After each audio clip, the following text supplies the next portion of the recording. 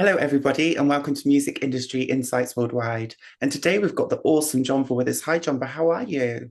How you doing? Good day, Saskia. Good day to you too, and thank you so much for coming along today, sharing your vision, your story, and your expertise with our listeners. Really appreciate your time. Do you want to tell the listeners a little bit more about yourself, where you're from, and what you do? Okay, I am for all my New Yorkers out there. I'm a native New Yorker, Brooklyn kid. What's up? What's up? Oh, Like I said, I love my New York. Like I said, live and die in New York and all that stuff. Good things. I am a many things, but one that I am is a cultural broadcaster with the my show Live Life Be Happy 24/7, so which I had Saskia on the other week, and it was an amazing show. So definitely catch it. And on top of that, I think I happen to be a musician, a music producer, and songwriter. Working with many interesting and beautiful artists and producers all over the world. And to top that off, I'm also a Berkeley Master's Scholar. So did a lot, for me, and I'm very happy to have been afforded that opportunity to excel in the things that I enjoy. And I always have a slogan which says, you know, um, follow your dreams, live your passion. And that's what I kind of try to project all over the world. yes, I love that, and you're awesome at what you do. So, how long have you actively been in the music and entertainment industry for, JonVa? I don't want to give my age, but I've been double digits.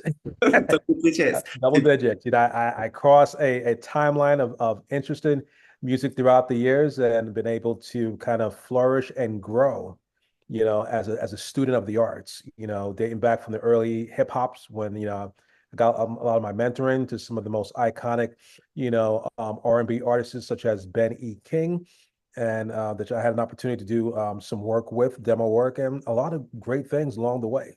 Yeah. Right. Fantastic. And you talked about your musical education. So is that how you got into the music industry, or was it a passion and then you kind of turned it into an education? How did that happen?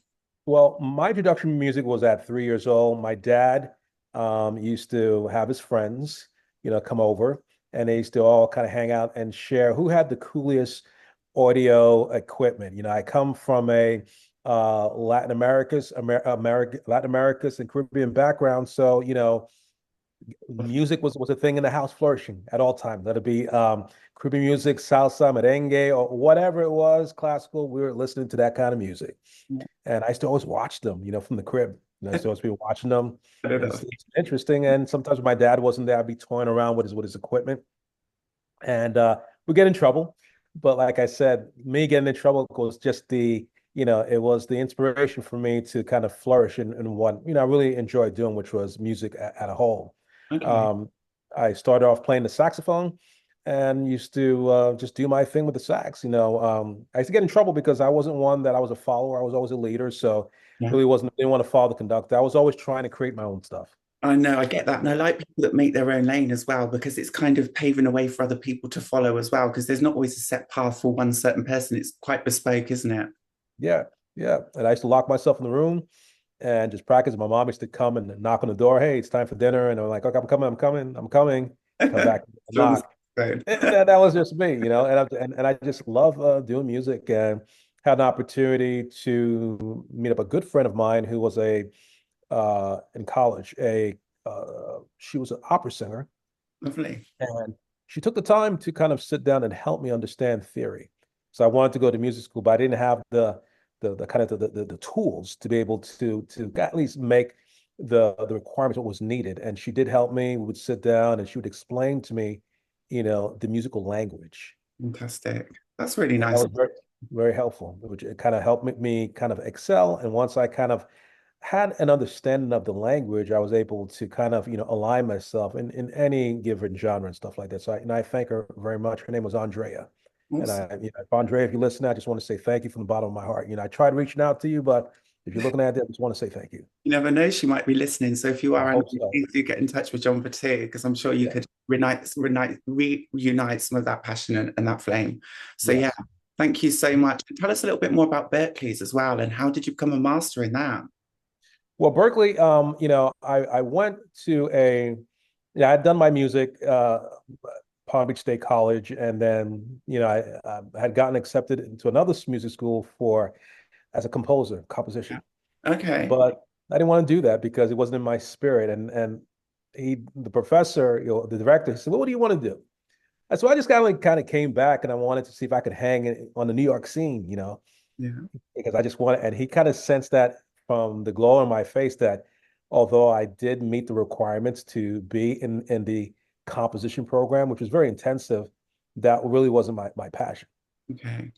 So you So I kind had yeah, hanging out in the studios, just learning music, hanging out with some really interesting DJs. I remember one time I was in the studio, and I was young, studio room A, and Madonna was in the other studio with Frankie Knuckles working stuff, and I was just like, wow, I guess one day maybe I can meet her and stuff like that. But just to of, be in the yeah. same presence in the building with an iconic person like Madonna. It was just like amazing. And, I just kind of over the years just kind of worked at my craft, worked on my skills and never just gave up, just kind of worked. There were shortcomings where people at times they ridiculed me because, my music wasn't up to the standards, which was commercial. And I said, you know what? I'm going to take that ridicule and turn it into a positive thing. That's And it. yeah, it kind of pulled me forward. And they're not ridiculing anymore. We could say that. That as well. Like, and kind of you touched on some of the challenges and barriers you faced, but obviously coming from the background you come from, being in the States, very competitive, being Mhm. like a composer and then wanting to be an artist and wanting to kind of broaden out. What kind of issues and barriers did you face in your career? I find that, you can get lost in someone else's vision, Yeah, and just because their vision seems to be a good one, especially so you could be working with a label or you could be working some kind of recording project, that may not be, who you are. And I always found that I wasn't able to have my voice heard. And I understand there was a there was a growing period, a yeah, development. yes. And I was thought, and I just wasn't ready. And it was I wasn't ready. I think for me, it was the preparation that I needed to be able to take on these different roles. I keep saying that to myself as well sometimes because I'm literally trying to make my music. But Mhm. because of the financial barriers and some of the other stuff that goes behind it and getting the right people and the professional team around you, I think Yeah. I've tried to remain relevant and do what I can with what I've got until I Mhm. get to that stage, but always stay consistent. Is that something you found worked for you as well? Yes, staying consistent and always, doing things that's going to make you better than you were the day before and Yeah, even yesterday. And yeah. this has to be large accolades, but little things, That's good. you Little know. steps. Yeah, little steps make big progress, right? And I think Yes. that's and also having that kind of passion and dedication also helps. If you love what you do, you're always going to do it regardless, right? So you just keep going. And I think sometimes when we fail, that's where we're actually learning and we're growing at the same Mhm. time. Totally, totally. You mentioned Berkeley. I mean, I was blessed to have been able to make Berkeley. I went in as an undergrad, made some incredible friendships. One in particular was Prince Charles Alexander, who produced Biggie, Beyonce, Bad Boy, all that stuff. And it was a great mentor to have to kind of learn about the business. And he said to me, the day that you decide to stop making music to listen in your own four walls, Yeah. come talk to me. Oh, And I that's realized okay, so I need to be able to have my voice heard beyond the confines of my condo or my home and yeah. take a chance. And Take a that's, chance. isn't it? And it can be scary at times as well. So how did you find that? Like, did you just go for it? Did you have the courage to do it straight away? Or was it something you had to build on to get to it? I had to build on because you always think that you're ready, but you're never ready. My mom was like, everything happens one day at a time. Yeah. And I had to, I guess, step away from the ego and just be very humble in what I'm doing and work with all types of clients. I've never had a problem working with clients, but making music that fits whatever realm that I needed to be in, you Yeah. know? Yeah, I totally get you. What's your thoughts on artist development at the moment? It's kind of changed what it used to be. So what are your thoughts on how artist development works now? Yeah, I think, I understand the mindset around it, but I think it should go back to the fundamental ways and cultivate things. Yeah. You So know, everybody's on this fast track and fast track it doesn't have sustainability, in my opinion. I've heard this before, actually. Yeah, I've heard that. Right. Because then the artist, you fast track the artist, and then after that one maybe successful hit, then what else is there left? As opposed to if you're working on development and taking time to cultivate, you'll find that you have a career. You meet the right people, you kind of Right. build a network, you kind of get listeners that are interested or followers. Exactly. You get a tribe called the tribe. You get a tribe. Yes, that's it. And Mhm. kind of obviously you've been in the industry for like 2 decades now. So what's Yeah. your thoughts on equality, diversity, and inclusion? Are we moving in the right direction? And do you think we've still got way more to do? I think it's work in progress. We have to kind of remove ourselves from the cliches, Yeah. or as I say, the status quo, and just kind of not be afraid to, you know, take some chances, you Okay. know, Yeah. and be respectful. I That's my You've got respect comes a long way. Be it respectful. does. It really does. And I think, for me as well, I always try and respect people, but not everyone's respectful. And that's the Mhm. thing, as you just got to be respectful to everyone, regardless if they're not. You know what I mean? And try and change their hearts and minds at the same time, which can Yes. be a challenge.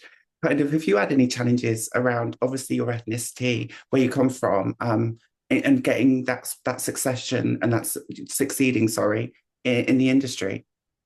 I always felt that, I was younger, that I was always different from everybody else. I come from a culturally multicultural family. Look at Yeah. my family; it's United Nations. Any ethnicity or country, we probably have it in our family. And I felt as though I always had to try to find my space, Yeah. my comfort zone.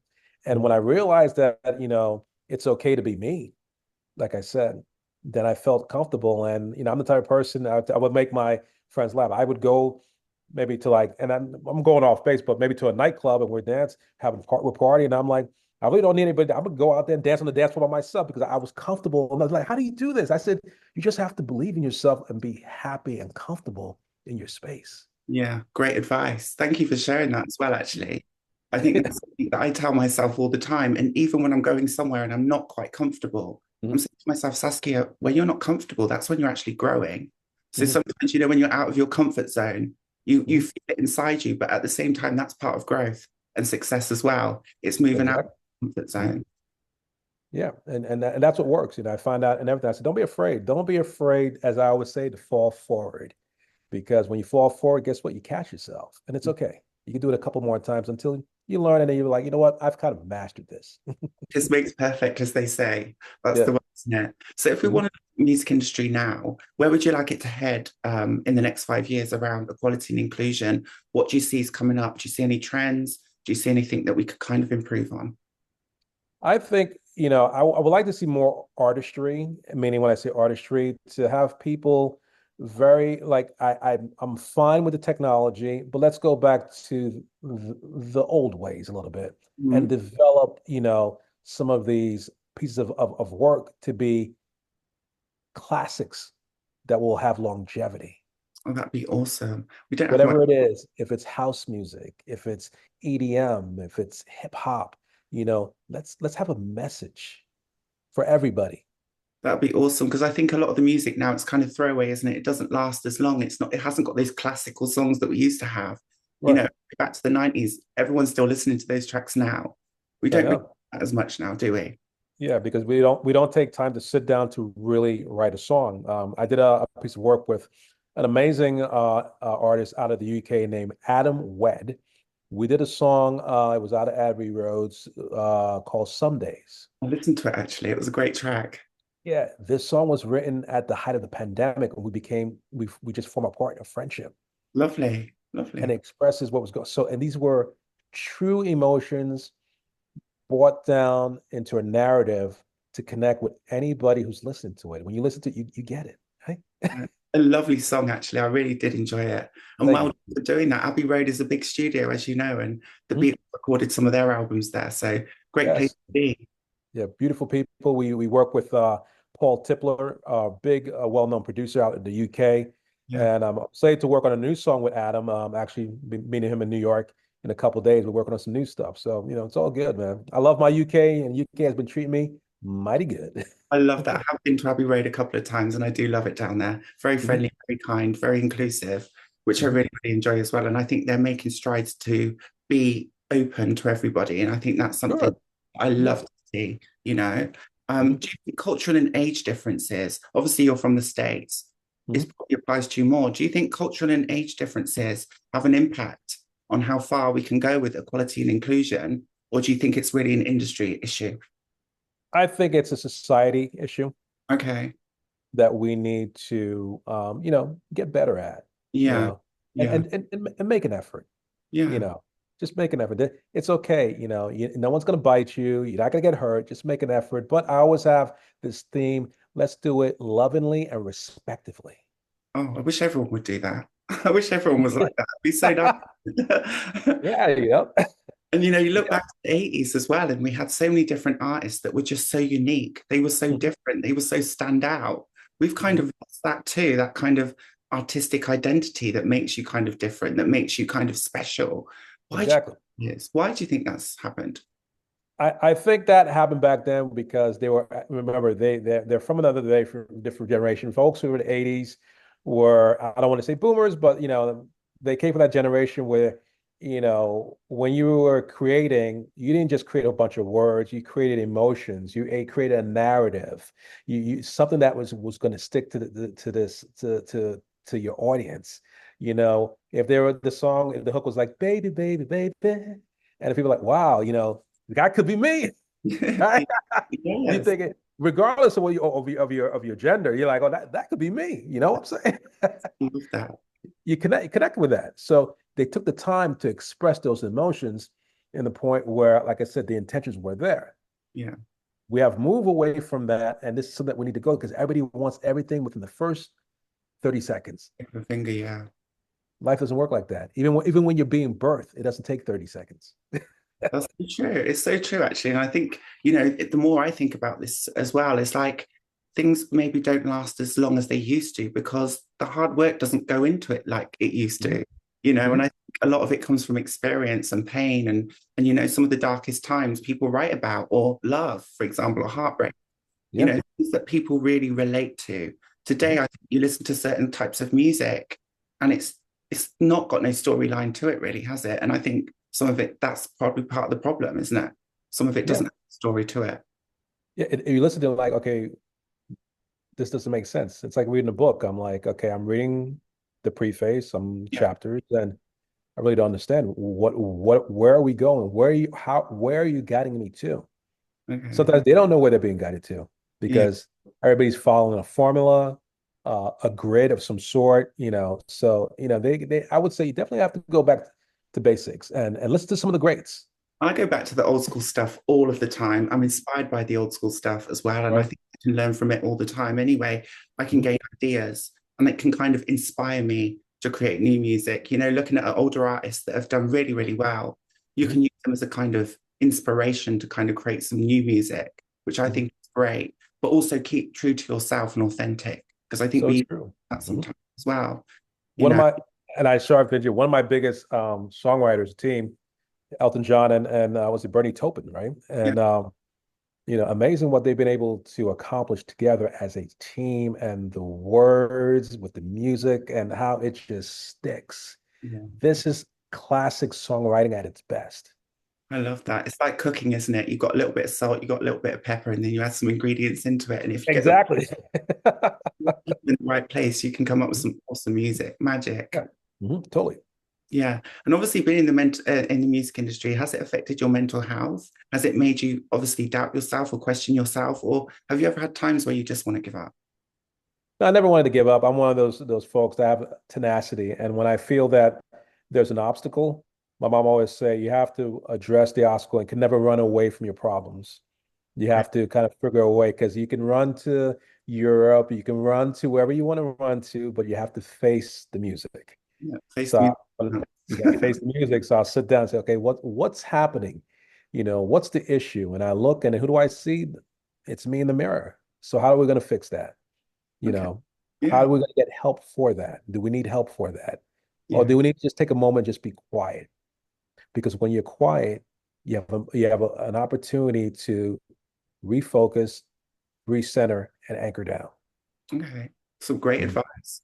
Thank you Mhm. so much. And if a new artist was coming into the industry, they want to become successful. they want to make some really good hits. They want to have some longevity in their career. What kind of advice would you give to them, JonVa?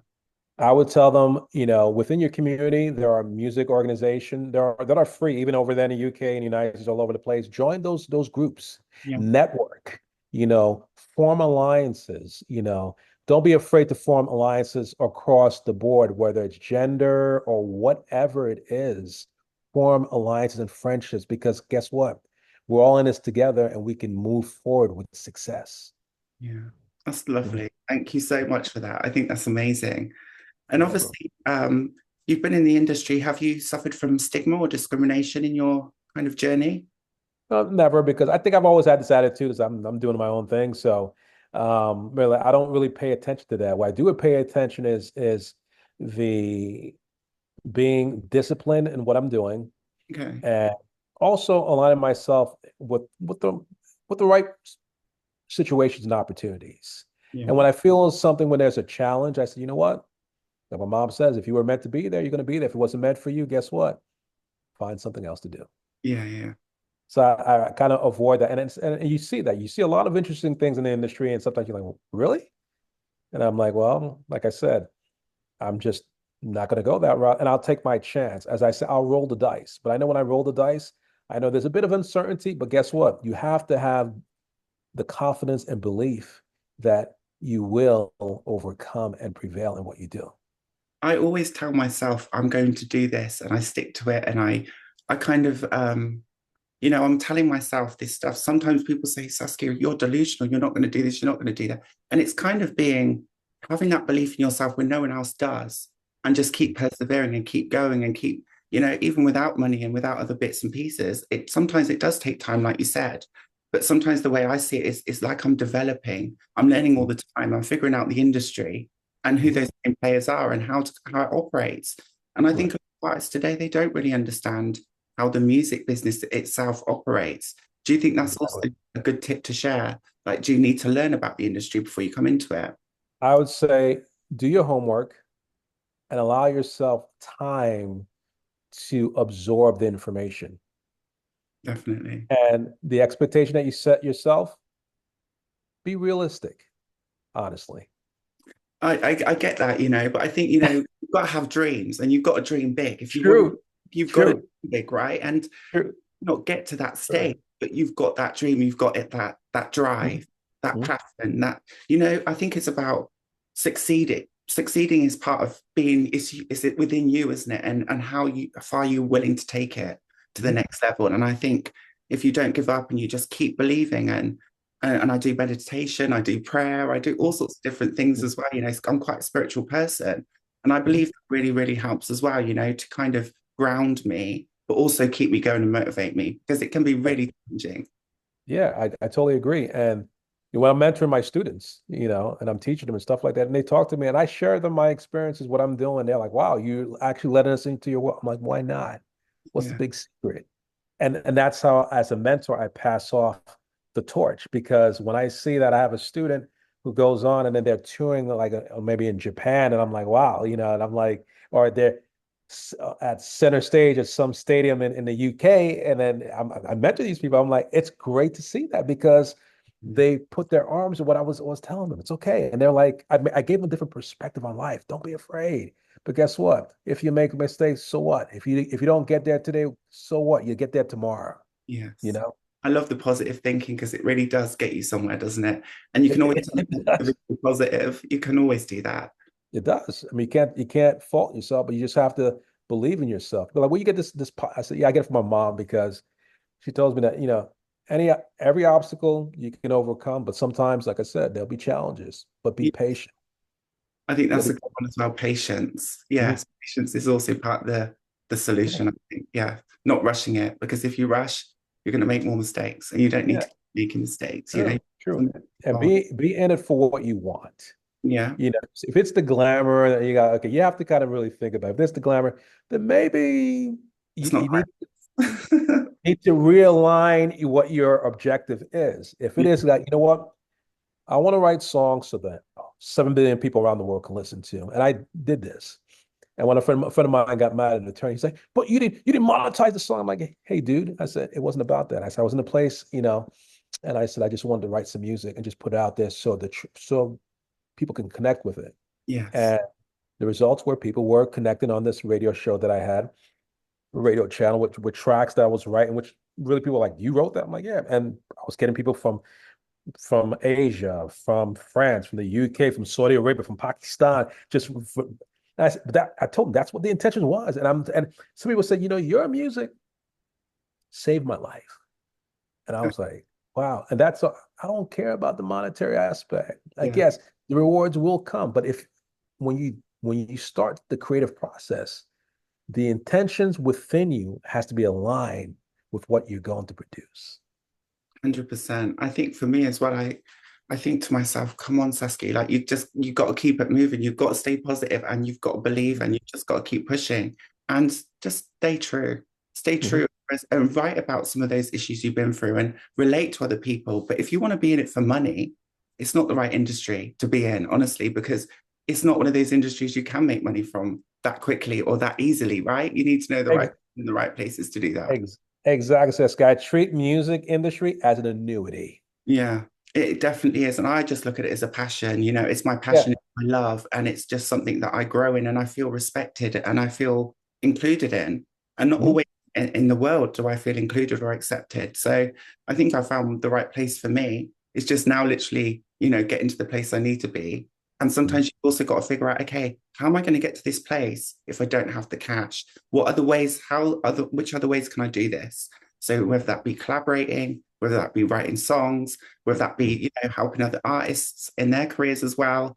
I think it's having different skills and utilizing them. So when you're ready, you can monetize from each of those skills rather than just the one. Exactly. I mean, it's about the networking. Yeah. And again, don't be afraid. Like I said, don't take that risk, but make sure it's not too much crazy of a risk. Like, here we go, is another risk. And sometimes I feel like a racehorse jumping over those jumps. Right.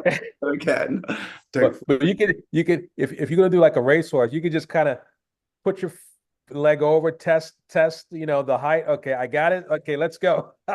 Yeah. And I think sometimes even I get a little bit scared. And I think sometimes it can be scary and it can be daunting as well.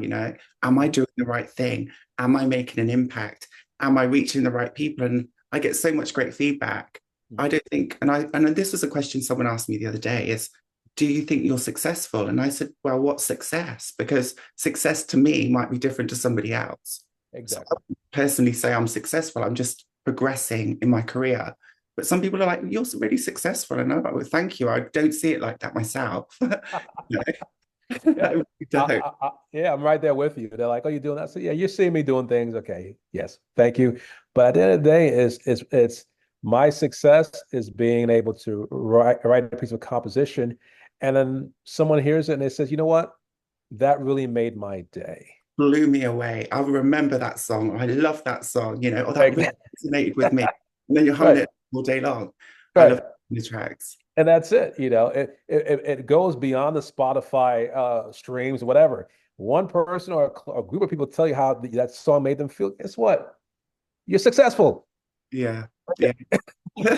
I might as well be, but I would say I'm successful when I can pay my bills. True. That's another thing. It's like more like, okay, the monetary aspect. But like I said, from the creator's point, like I said, we walk in our success and you do it every day. Yeah. Maybe you don't see it, but it's happening. Thank you. I don't see it often in myself. I just do it because I do it for community. I do it to educate, inspire, and empower others.